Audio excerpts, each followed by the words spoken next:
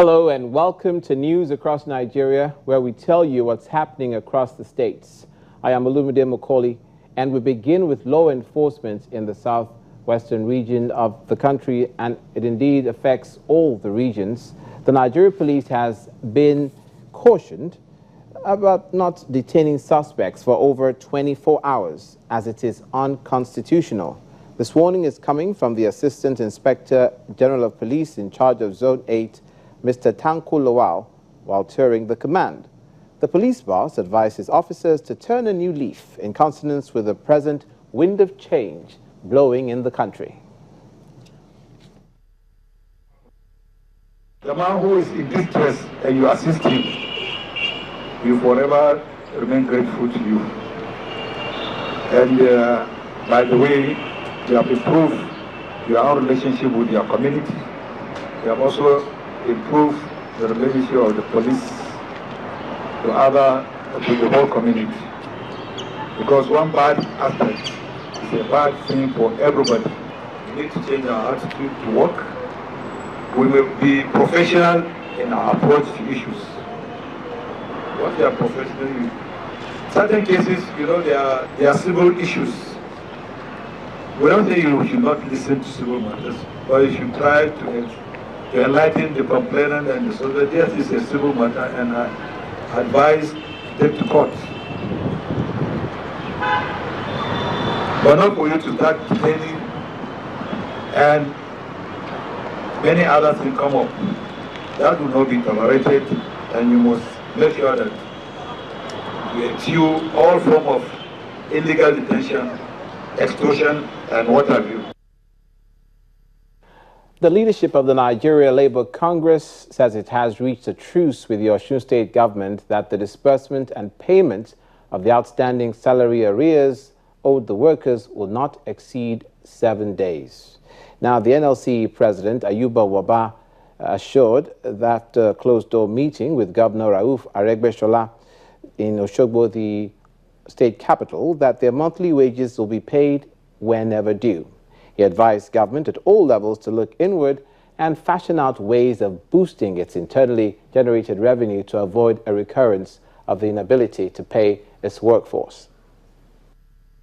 For the past 6 months, they have passed over a lot of pains and also a lot of agony, and we have come to try to support the workers and see to it that the funds are deployed effectively for the payment of salary. The issue of sustainability also arose, and I think all of us are committed to seeing to it that the IGR and also a transparent process is put in place, including the fact that workers and the unions also have agreed on a verification which has been done, and which I think a lot of results are coming out from it, especially what is used on a monthly basis to service salaries. In terms of payment, we have agreed that in the next few days, in fact, it should not exceed 7 days. Workers should effectively be paid what is agreed upon. So we are working on the nitty-gritties of what should then reflect in individual workers' account. Now we'll stay in the southwest, but to Oyo State, where public schools are resuming a new term with fresh learning templates aimed at preparing them for the economic realities in the state. Rising from an emergency meeting held at the State House, Governor Abiola Ajimobi declared a state of emergency in the sector with a demand that the entire system be overhauled.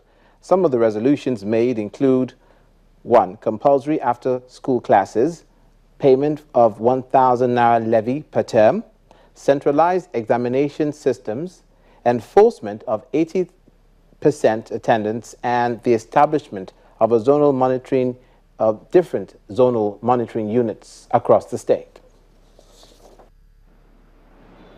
As schools resume across the 33 local government areas of Oyo State, the students are waking up to new realities. It was agreed at a pre-resumption meeting with parents and teachers that students will be levied 1,000 naira per term, while parents and guardians are to ensure at least 80% attendance of pupils. The state government believes this will help to take care of the inadequacies in the sector. Discuss them fully. Governor Abiola Ajimobi explained that the policy on education in the state stands reviewed, with room for reforms. We will ensure that henceforth we will introduce extramural classes, lessons to ensure that at all times the syllabus in this school is covered. There will be training of teachers regularly to update them on new developments. We said we will ensure enforcement of 80% attendance. This is how the chairman, Parents Teachers Association in the state, Abiodun Jimo, chose to react to the new policies. Then the YF fee, we have agreed on paying it because we thank God, we thank our government, they have been doing it. But today, they want us to take our responsibility. The new policy that the government brought now is acceptable by the parents. The NUT chairman, Oyo State chapter, Mr. Ni Akomu, also spoke on behalf of the union. Our parents will be paying 1,000 naira per term, that is 3,000 naira per session, just for the progress of the school. And I thank God our parents are not poor. This money will not give them any problem to be paid. According to the governor, the new policy takes immediate effect in all public schools across the 33 local government areas in the state. News across Nigeria crosses over to the northern part of the country, but we stay with the education theme. Kaduna State has also unveiled a comprehensive free education policy for public and primary as well as secondary schools. The policy, which kicks off today, is aimed at improving the falling standard of education in the state and also to make basic education compulsory and affordable. At the end of a 3-day policy retreat for commissioners and government appointees, the governor of Kaduna State, Nasir El-Rufai, said the free basic education policy will remove the burden of tuition fees, school uniforms, and other sundry charges from parents.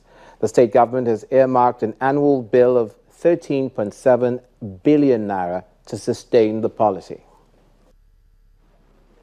Bad roofs, collapsed walls, and in some other classrooms, no chairs or tables for the students to use. This is the state of some public schools in Kaduna State.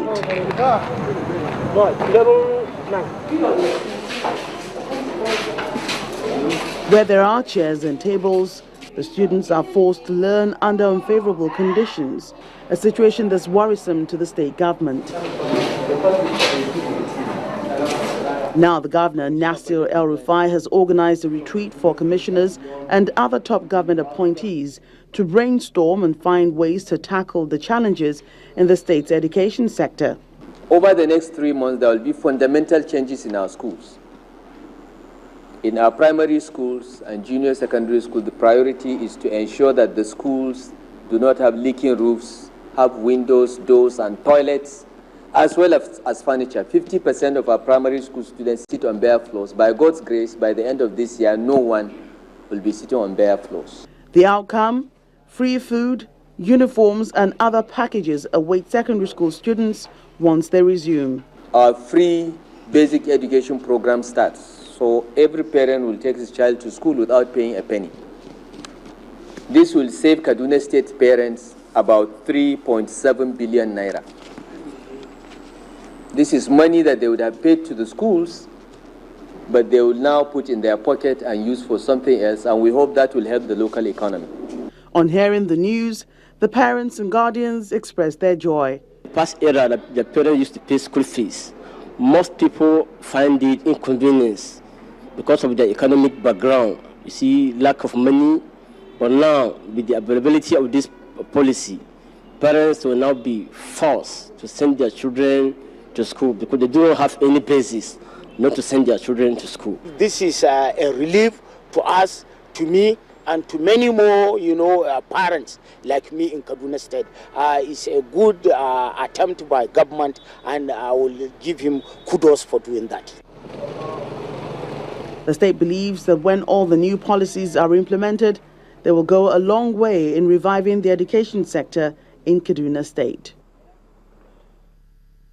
You're watching News Across Nigeria, where we bring you news from across the 36 states in the Nigerian Federation. After the break, internally displaced persons in Edo State have a certain fear that has been allayed.